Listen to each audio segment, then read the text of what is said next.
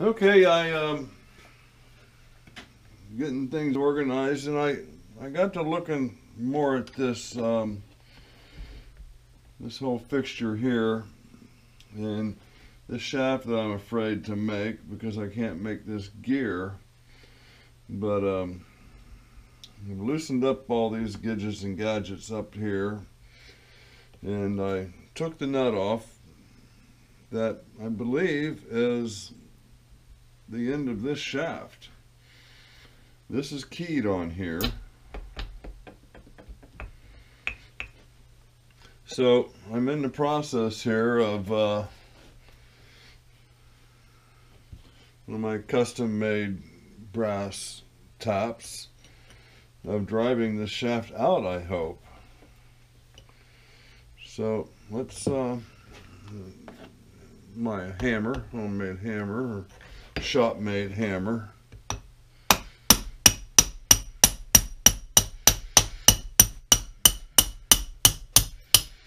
Yes, I'm making progress. By golly. There's one key here. There's a spring. There's a key here. Okay, let's go back. Let's figure out where the spring came from. Okay. So let's turn this back up here and put this together as this assembly.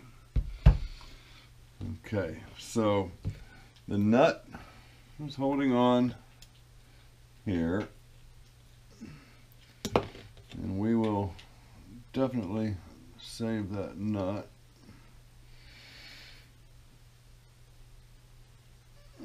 And hopefully at the end I'll be able to I'm going to need to leave that nut off for right now.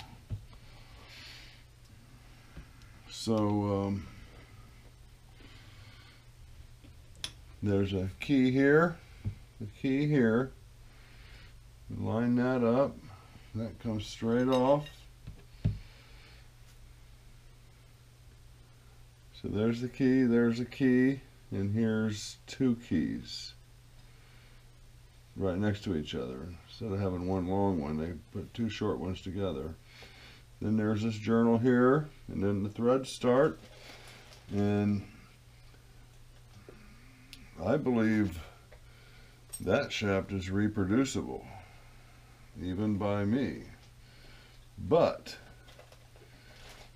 it is not reproducible using the mini lathe.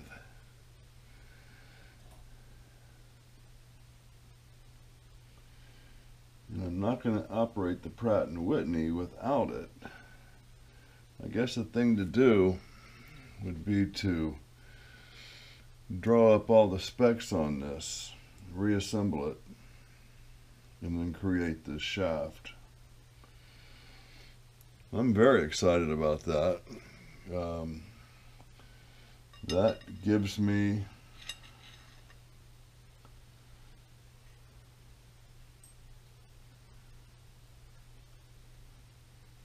like I said, that gives me the ability to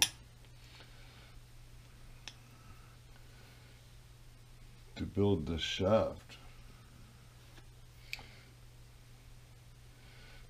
Okay, so I'll tell you what I'm going to do.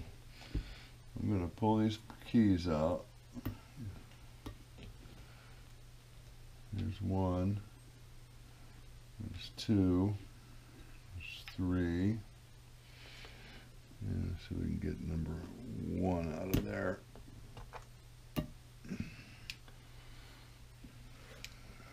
Let me grab a pair of pliers.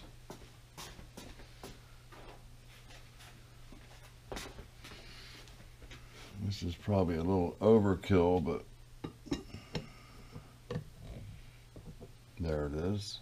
That's just what it took. Okay, so there's nothing there that I can lose.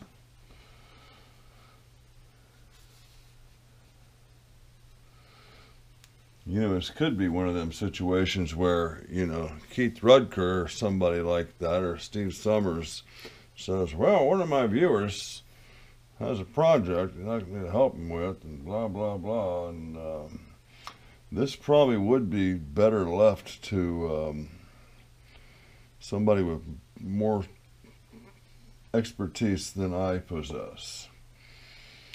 So, God, that's exciting. Very, very excited to have that situation. And all I got is those 4 keys, that 1 nut, and those are the only, and this gear. And that is the only thing I got to keep from losing.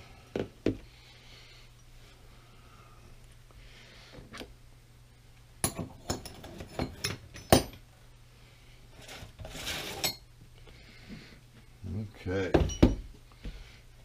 very good. I'm psyched.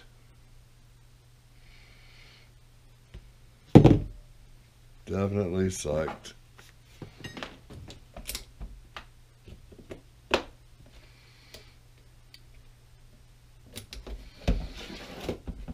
Okay, let's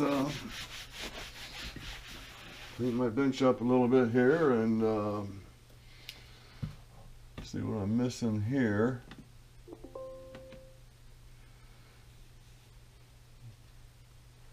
This feels entirely different. And then these are still current trucks today. Yeah, so this one...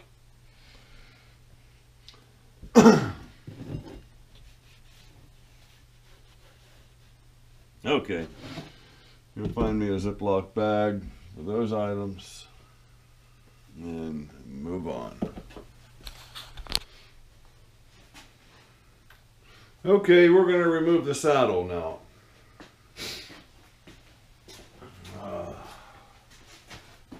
Room to walk around this thing. So the only tools we're going to need now is this 5/16 Allen wrench and a flat-headed screwdriver. Now, I got all these back here finger tight, and I have 2 of them already removed. I've been running with 2. I got a plate back here, and this plate, now we still got this. This is the carriage lock, and that's a washer that I conceived. Rightfully or wrongly, I don't know. So I'm going to pull this plate off here, and this is what is sucking this up, sucking this down to the ways. And we got these cuts here to allow this to have a little flexibility to pull up and lock the carriage. And I'm going to cut this a little deeper and relieve this because I'm not really I'm not getting a lot of movement out of that. I think either the whole thing needs to be machined down or this needs to be brought up. But I think if I just make this thing a little flexible, a little more flexible, I should be able to have a more successful. Right now I got a lock, but I got to crank that baby. So this basically has 4 saw cuts in it. 2 small on the inside and 2 larger. And they're all high up here and low here. And so you just need to modify that a little bit on reassembly. And this is part of an electrical box. This is where my DRO, my pretend fake DRO reader hooks up. So let's put that down there. So we're disconnected back here. And I could stay back here if I had a towel. And I think I will go back here.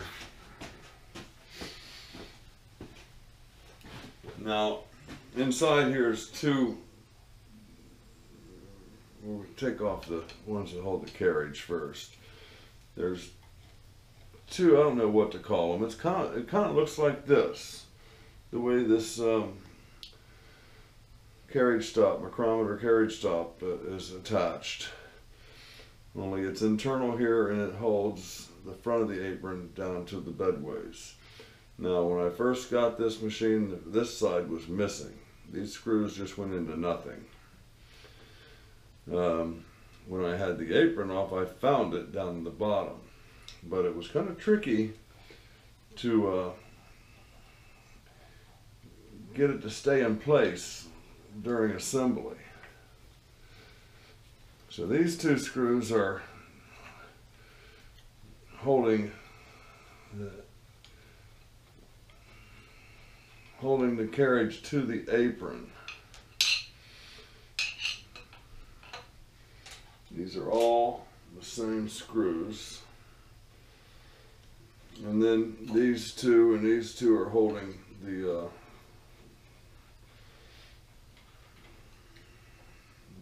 previously described mechanism that holds the apron to the bedways.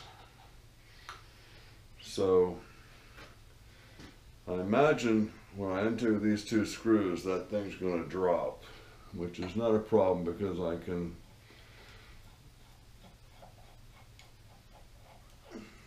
retrieve it. And hopefully it'll stay, in place, and I'll be able to, okay, so this is, I'm not getting anything here. Let me get a,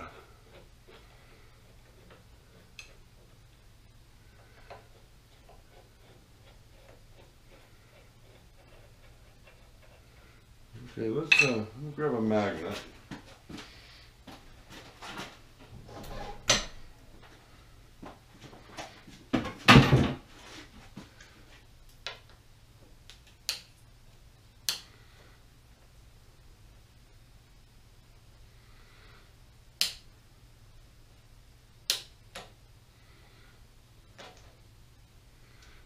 Okay, there's that one.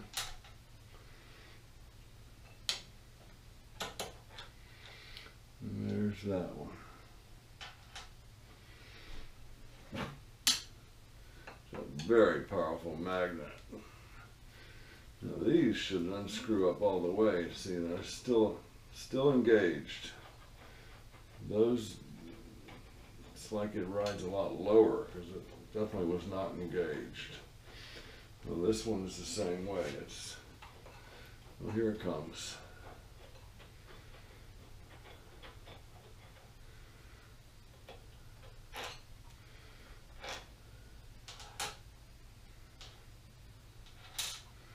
Okay, I'm planning on flipping this thing over, so I probably need to move all these screws. There's 2, 1, 4, 6, 8, 10. Okay, so at this point I should be able to pull the apron, the carriage, off of the bedways and the apron. And there are some locating pins in the front here I forgot about. So it kind of needs to come off first. There we go. There we go up. And then we will come down. Grab my towel. And let's see what you can see here.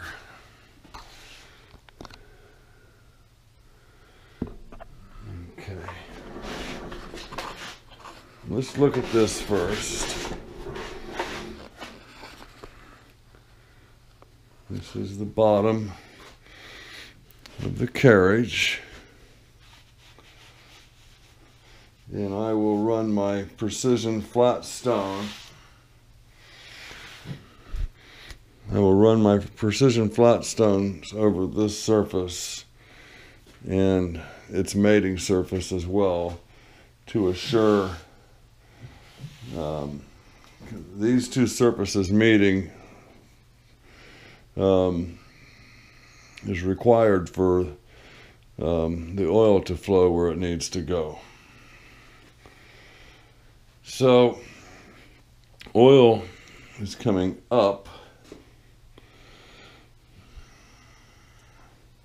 and it is going into this hole and this hole, and it is coming out this hole,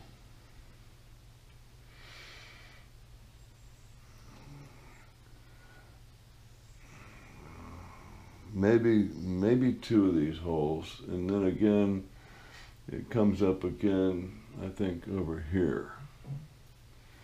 So the apron is sending oil through the carriage onto the bedways.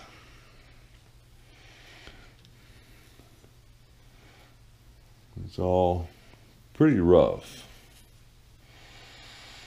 So we'll use the precision flat stones. Okay, now here's the top of the apron.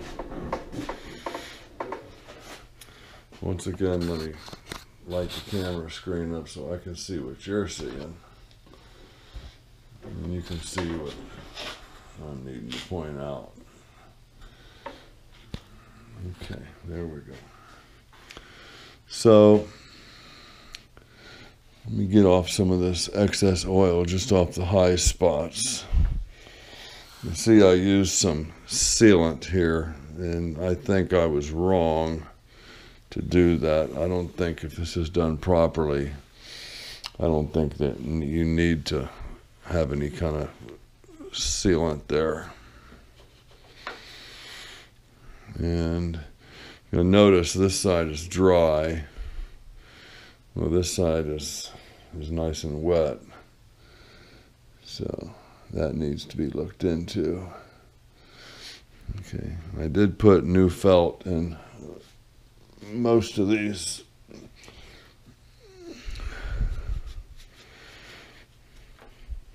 And the oil comes up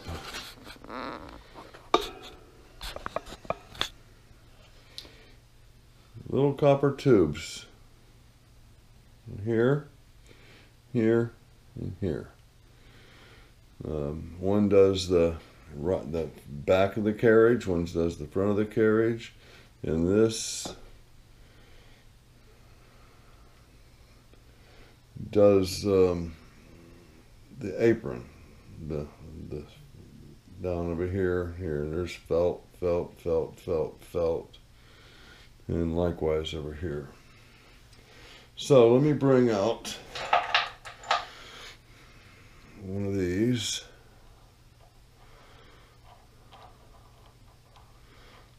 Thread that without losing it.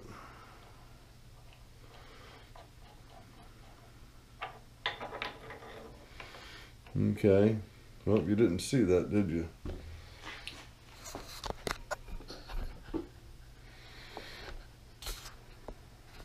Okay. Basically,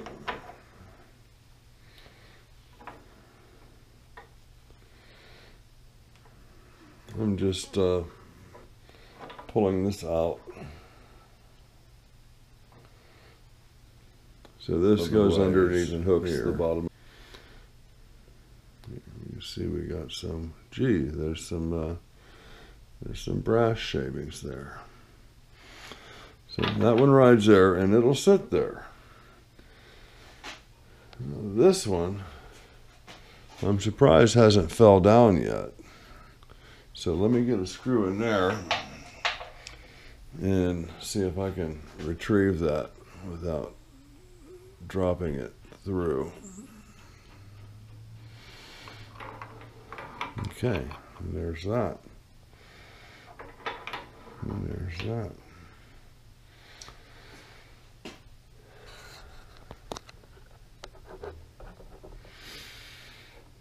As far as you know, the first time I was at this point, I had the dilemma of my clutch being stuck. Now,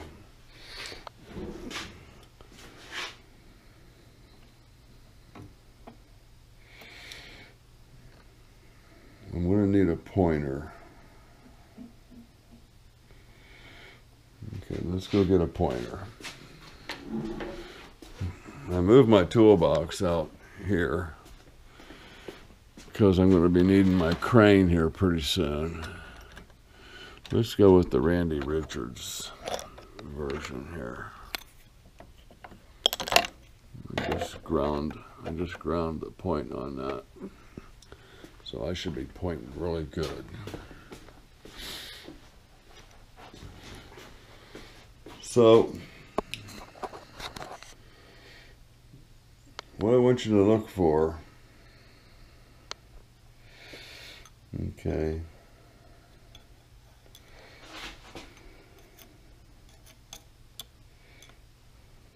there's the teeth of the gear that is going to drive the carriage left and right. Now, you see this little thin band of shiny here?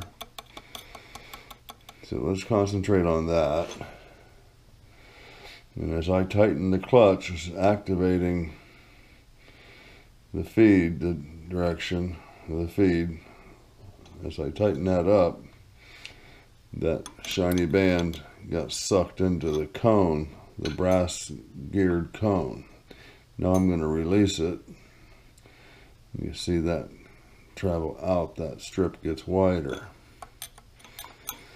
So I'm going to tighten it up again, draw that in. Now it's relying on this shaft to turn and move the carriage. And as I loosen up the clutch, that cone comes out and it allows this to turn. Let's get that swarth off of there. Now, the cross feed, its mechanism is down in here. And you can kind of see it down here too, where you can look down this crack with a you got to pretty much have this thing off to even see what's happening here. So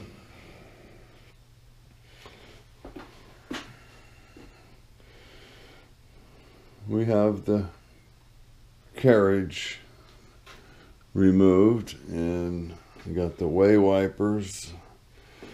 Okay, the oil goes in here and here, and from these 2 points, and I will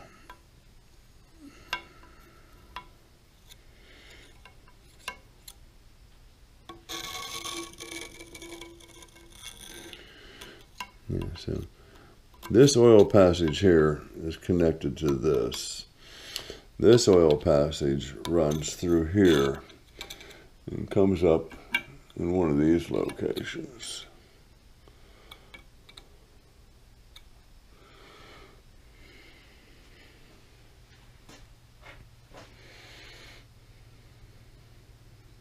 Okay, let's get another look at this. I don't know what it's called, but this is the bar that holds the back of the carriage. You see these cuts. There's 1, 2, 3, 4, 5, 6 different cuts. And I imagine the idea is to make this, you know, a little movable. So we'll work on that. DJ from Fabric-Hoblin was giving me some good ideas about addressing this. Or let's just say he helped me understand. Looks like a shaper cut this surface down. You see that's about a 3/16 cut, step over. Well, you can see the step over. This was flattened with a different method.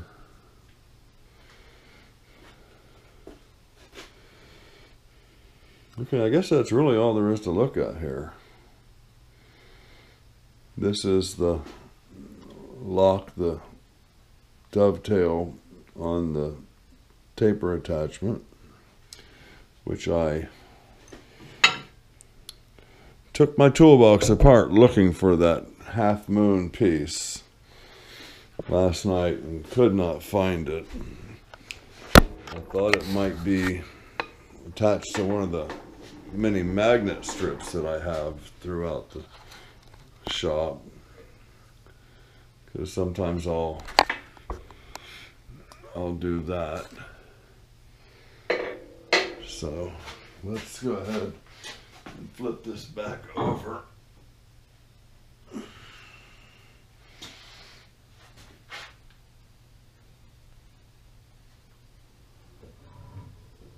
And I'm going to put it back on the back.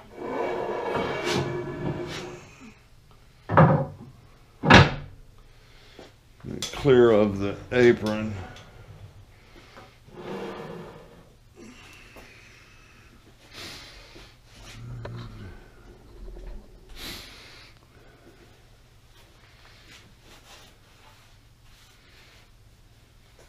Okay, so to recap, we discovered that we're calling it the lead screw for the cross slide is something that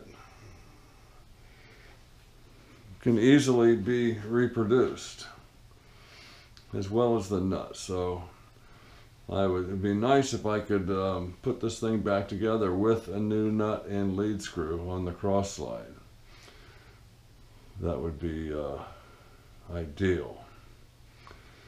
So the next step is we remove this plate.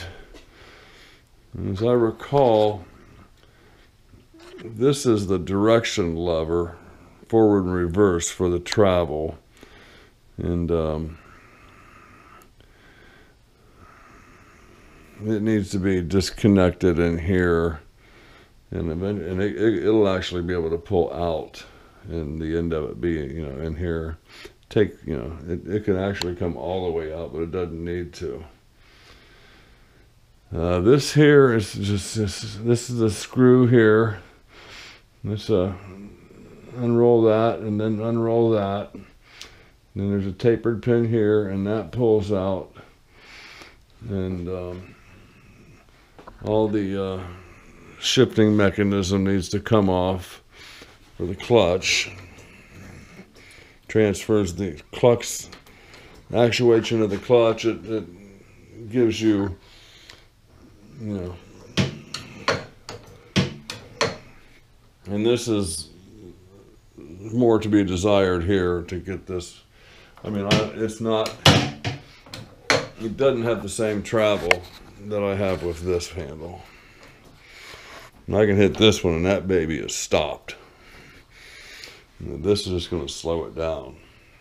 So it's just a matter of adjustment. And at one time I think I thought I knew how to do that, but apparently I was mistaken. So that takes care of releasing these items. And then there's 4 screws here. That'll take this bracket off. And we'll pull it to the right and free it from the shafts. And then we'll grab this with the crane and pull it off all in one unit. Apron and all the rods. And I brought in the shop crane to hold that weight for me,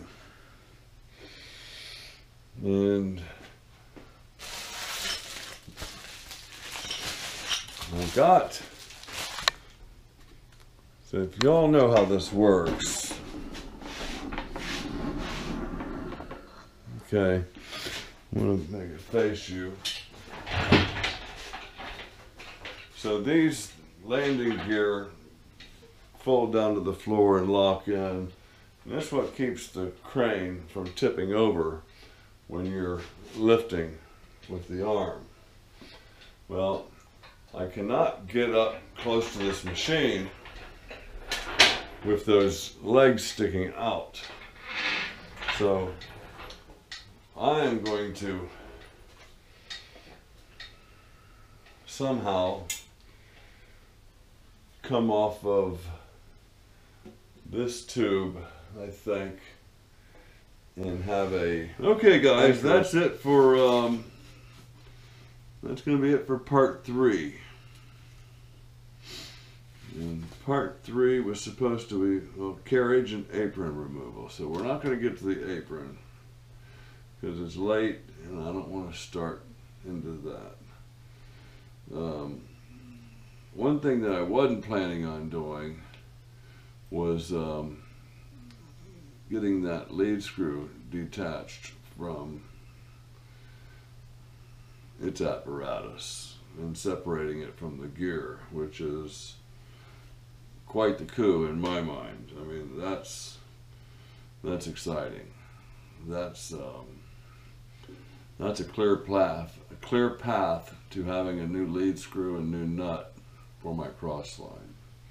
And for a machine that was built in 1943, it'll welcome those new machined pieces. I want to thank a new subscriber for joining in, David H, or just Dave H. And Troll Forge left a comment in one of my recent videos where I was mentioning that, you know, I need to have a backup battery because I'm not going to stop work because the battery's dead. And he told me a story about how he was in the same situation, and he found it like by the laundry basket or something, or in the laundry room where it didn't belong. But he had lost track of his battery for, you know, a month or two. And I'm moving my Kennedy in whatever boxes, and lo and behold, there's the battery down there on the floor sitting behind the dental cabinet. So I now have the backup battery that I believe I need. Thanks again, guys. Like and subscribe, tell a buddy, bring a friend.